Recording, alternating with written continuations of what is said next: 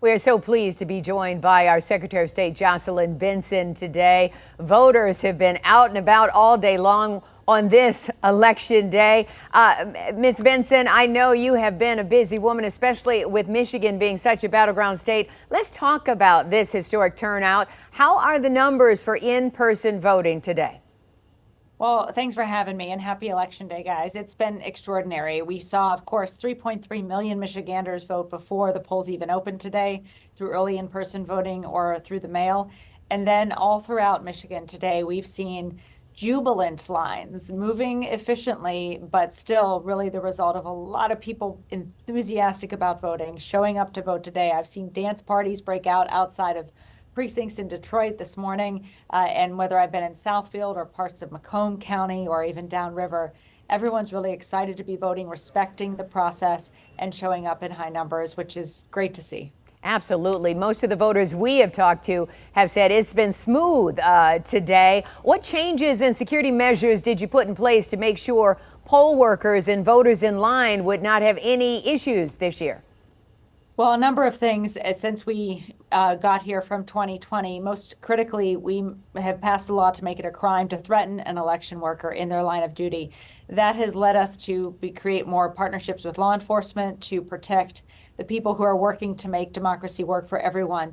And across the board, we've seen everyone from challengers and observers, who are really a valuable part of the process, respect each other, listen to each other, observe each other, and stay within the boundaries of the law on all fronts. So that's really a great thing, and something that I think speaks to why voting is going so smoothly today, from, again, Hamtramck to Hillsdale to Grand Rapids to Detroit. Everyone's really happy, frankly, to be voting. And I think we all know the eyes of the nation are on Michigan yet again. And it's great to see voters from all backgrounds and sides of the aisle stepping up to meet the moment. Do you think we will know which candidate for president won Michigan tonight, in the morning? Will it be delayed, or? Yeah, two main factors will determine when we know the unofficial results in any race. One is the closeness of the race. Obviously, if it's very close, that'll make a difference. But more critically, in the immediate sense, we are in a much better place than we were, as Chuck was saying earlier, in 2020, when you couldn't begin processing or tabulating those 3 million mail-in ballots until Election Day. That was 2020.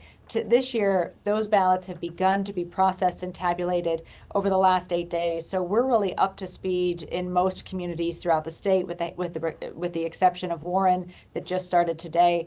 And so I'm optimistic that we will have results of this election sooner than we did in 2020, certainly, hopefully by Wednesday morning. But we'll update everyone at 9 p.m. tonight at our press conference with the numbers of outstanding ballots still to be tabulated and a much more specific estimate of when we can expect those results that everyone is anxiously awaiting. Good deal. How do you address concerns about potential voter fraud and misinformation while maintaining public trust in the electoral process? We saw what happened 4 years ago, but what are you doing now?